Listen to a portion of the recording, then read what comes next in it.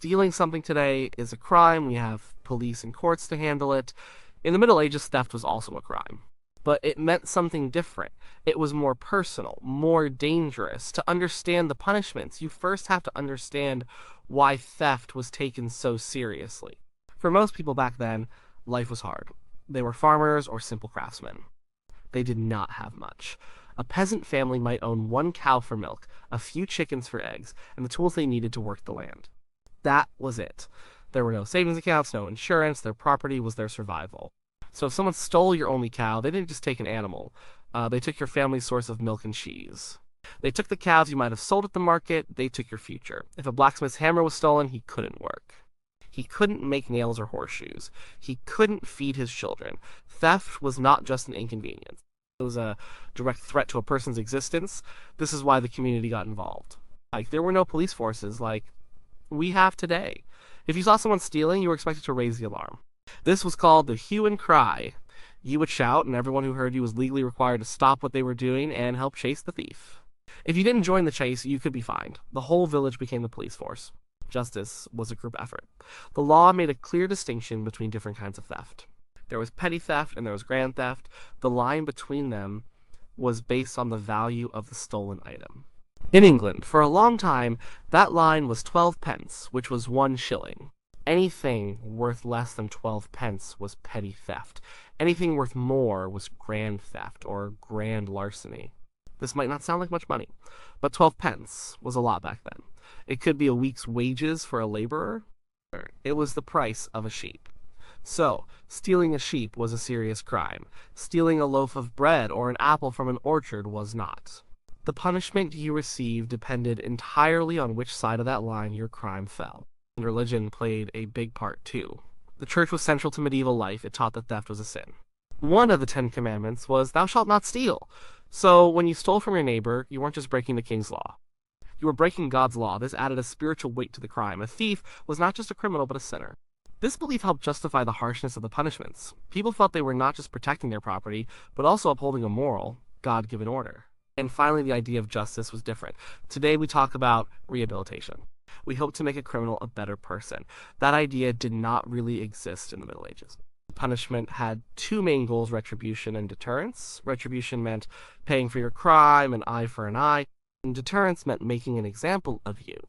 Your punishment should be so horrible that no one else would ever consider doing what you did.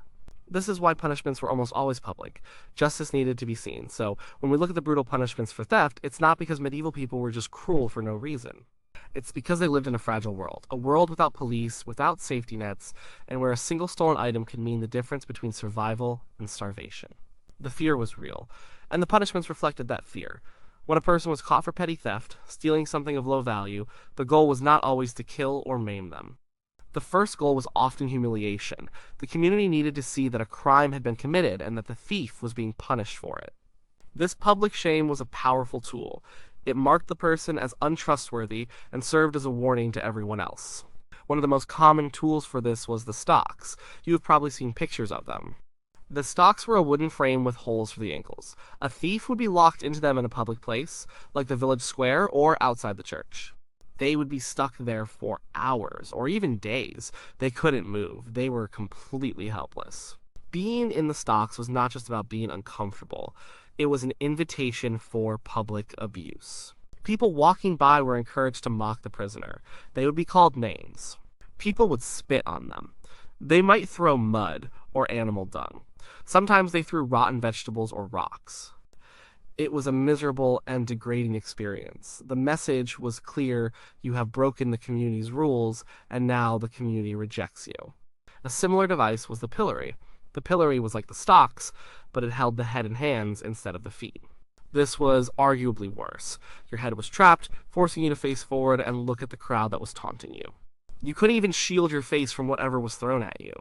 A well-aimed rock could be seriously damaging. People sometimes died in the pillory, either from injuries or from exposure to the cold and rain. Another common punishment for lesser theft was flogging or whipping. This was also done in public. The thief would be tied to a post in the market square. Their back would be bare, and a local official, like a bailiff or constable, would whip them a certain number of times. The number of lashes depended on the severity of the crime. This was about causing pain, but it was also about the spectacle. The sound of the whip, the cries of the person being punished, the sight of their blood. It was a raw and brutal performance of justice. Everyone watching knew that this could happen to them if they chose to steal. For thieves who were caught repeatedly, the punishments could become permanent. One of these was branding. A thief might be branded on the cheek, thumb, or forehead with a hot iron. The mark was often a letter that stood for their crime. In some places, a T was used for a thief. This brand was a mark of shame they would carry for the rest of their life. Imagine trying to live with that. Everyone you met would know what you had done. It would be almost impossible to find honest work. No one would trust you. You would be an outcast forever. The brand ensured that your crime was never forgotten. It was a lifelong sentence of suspicion and disgrace served not in a prison, but in the open world. Sometimes the punishment was designed to fit the crime in a symbolic way. A baker who sold underweight loaves of bread, a form of theft, might be dragged through the streets on a sled with the bad loaf tied around his neck. This was a specific kind of public shaming. It told everyone exactly what he had done. An alewife who watered down her beer might be forced to wear a device called the scold's bridle, or be dunked in the river on a cucking stool. All these punishments had a few things in common. They were physical, they were public, and they were designed to shame. In a world where your reputation meant everything, public humiliation was a devastating penalty. It could ruin your life just as surely as a prison sentence does today. It was a way for the community to police itself, using shame and pain as its weapons. The message was not just for the thief. It was for everyone who watched. When a thief crossed the line from petty theft to grand theft, the punishments became much more severe. Public shame was no longer enough. For stealing something valuable, like a horse or a cow, the law demanded a price paid in flesh and blood. The punishments were brutal, permanent, and often fatal. They were meant to remove the thief from society, either by disabling them or by killing them outright. One of the most common punishments for serious theft was mutilation. This meant cutting off a part of the person's body. It was a terrifyingly literal form of justice. If you stole with your hand would be cut off. The idea was simple and symbolic. The limb that committed the crime was sacrificed. A one-handed man could not easily pick a pocket or snatch a purse again. The punishment physically prevented him from repeating his crime. This was, of course, a public event. The thief would be taken to a square or a scaffold. A crowd would gather to watch. An executioner, or sometimes a smith or butcher with a strong arm and a sharp tool, would perform the act. An axe or a heavy cleaver would be used. There was no anesthetic. The pain would have been unimaginable. Infection was a constant risk, and many died from it later, even if they survived the initial mutilation. A man with a missing hand was marked for life, even more so than someone who had been branded. He was visibly a criminal. He would struggle to work, to eat, to defend himself. He was a walking advertisement for the consequences of crime. Every day, his presence in the community was a grim reminder. Hands were not the only targets. Depending on the local laws and the specifics of the crime, a thief might have their ears cut off, their nose slit, or even their eyes put out. These punishments were also full of symbolism. A person who listened for opportunities to steal might lose his ears. A person who spied on a house to rob it might lose his eyes. This was justice at its most visceral. But for many thieves, especially those who stole valuable goods or were repeat offenders, the final punishment was death. The most common method of execution for theft was hanging. Hanging was considered a dishonorable death suitable for common criminals. Nobles, if they were to be executed, were usually beheaded, which was seen as a quicker and more dignified end. A common thief did not get that courtesy. The gallows were a fixture of the medieval landscape. They were not hidden away. They were built in prominent places, like on a hill outside of town or at a major crossroads. This was deliberate. Everyone who traveled that road would see the gallows and the bodies hanging from them. It was a constant, stark warning from the authorities. This is what happens to thieves. The process of a hanging was slow and agonizing. Victims were often dragged to the gallows on a wooden hurdle, a journey that could be long and painful. Once at the gallows, a rope would be put around their neck. They would be forced to climb a ladder or be pulled up from a cart. Then the support would be removed. Unlike modern hanging, which is designed to break the neck and cause instant death, the medieval method, known as the short drop, caused death by strangulation. It could take many minutes for the person to die, thrashing and struggling at the end of the rope. It was a gruesome spectacle, and people turned out in large numbers to watch. Executions were public holidays of a sort. People brought their children. Vendors sold food and drink. It was a form of dark entertainment, but it also reinforced the power of the law and the king. After the execution, the horror often continued. The body was not always cut down and given a proper burial. It might be left hanging on the gallows for weeks or months, left to rot and be picked at by crows. This was the ultimate degradation. The person was denied a Christian burial, which people believed was essential for the soul's salvation. Sometimes the body would be coated in tar to preserve it, making the gruesome display last even longer. In some cases, the body was gibbeted, meaning it was placed in a metal cage and hung up. The message was absolute. This person is so far outside of our community, so far outside of God's grace, that they are not even worthy of a grave. They are nothing more than carrion. Whether it was losing a hand or losing a life, the punishments for grand theft were designed to be terrifying. They were about more than just punishing the individual. They were a form of political theater, a brutal demonstration of state power meant to keep everyone else in line.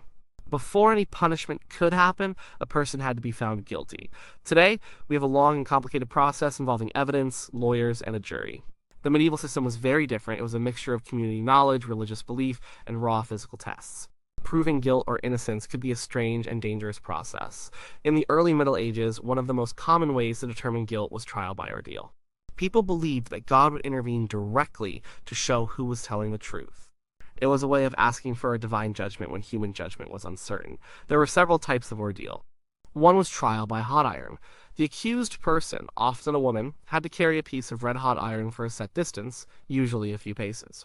After they dropped it, their hand was bandaged and sealed. 3 days later, the bandage was removed in front of a priest. If the wound was healing cleanly, it was a sign from God that they were innocent. If it was festering and infected, they were guilty. Of course, a severe burn is very likely to get infected, so this ordeal was heavily skewed towards a guilty verdict. Another common ordeal was trial by cold water. The accused would have their hands and feet bound.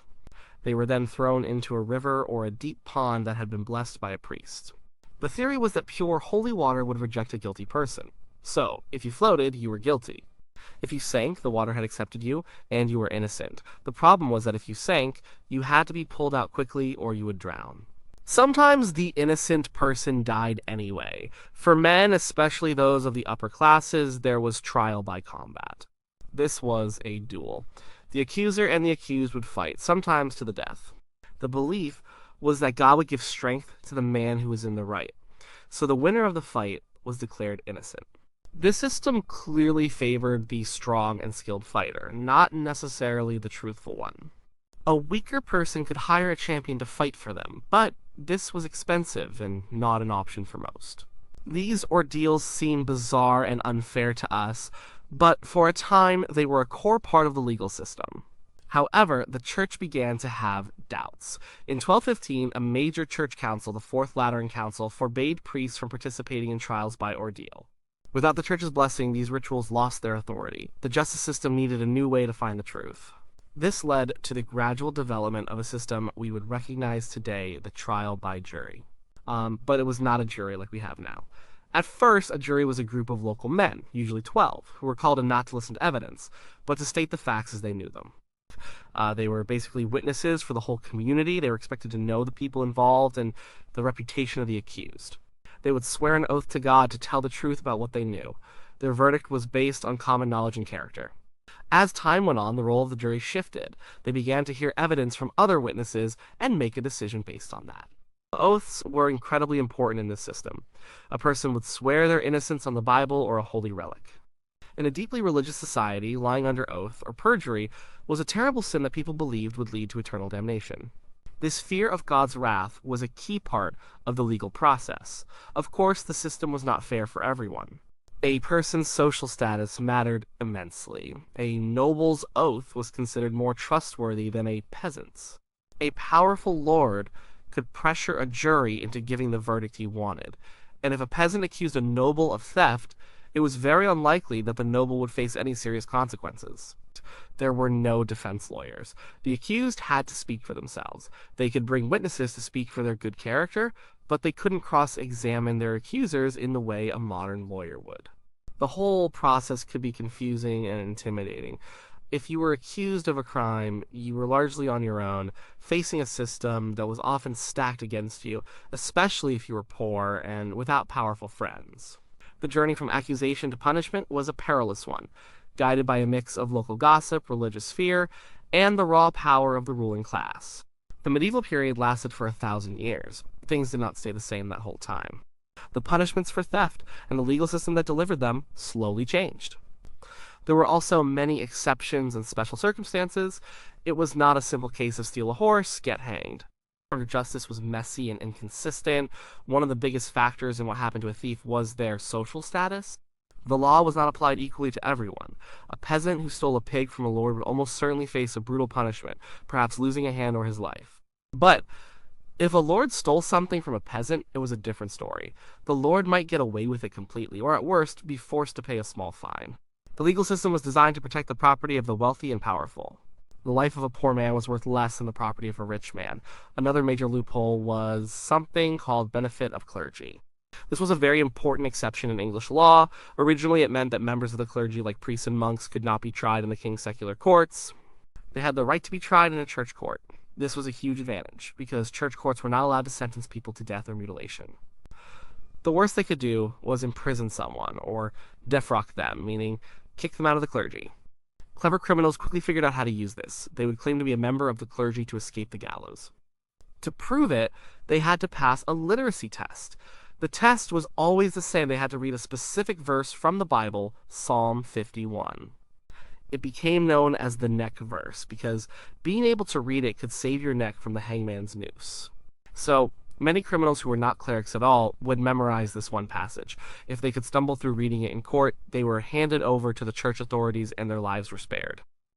This created a strange situation where literacy, not innocence, could be the key to survival. The idea of paying for a crime with money instead of blood also existed, especially in the earlier medieval period. Anglo-Saxon laws, for example, had a detailed system of fines. If you stole something, you had to pay back its value, often several times over, to the victim. This was called restitution. There was also a payment called wergild, or man price, which was a value placed on every person's life. Almost any crime, even murder, could be settled by paying the right amount of money to the victim or their family. This system was less about public punishment and more about preventing blood feuds by making sure victims were compensated. As kings and central governments grew stronger, this system began to change. Crime was no longer seen as just an offense against an individual. It was seen as an offense against the king's peace. The king, not the victim, became the one who punished the criminal. This shifted the focus from compensation to physical punishment. The king's authority had to be demonstrated, and public executions and mutilations were a very effective way to do that. The gallows became a symbol not just of justice, but of royal power. Pardons were also possible. A king or a powerful lord could grant a pardon to a condemned criminal. This might happen on a special occasion like a royal wedding or a military victory. Sometimes, a person could earn a pardon by agreeing to serve in the king's army. For a convicted thief facing the gallows, an offer to go fight in a war, even a dangerous one, was an easy choice to make. So, the world of medieval punishment was complex. A thief's fate depended on many things: the value of what they stole, their social class, whether they could read the neck verse, the specific laws of their region, and the political needs of the king. While the punishments were often barbaric by our standards, they were part of a system trying to maintain order in a violent and uncertain world. It was a system built on fear, faith, and a rigid social hierarchy where the line between life and death could be as thin as the value of a single shilling.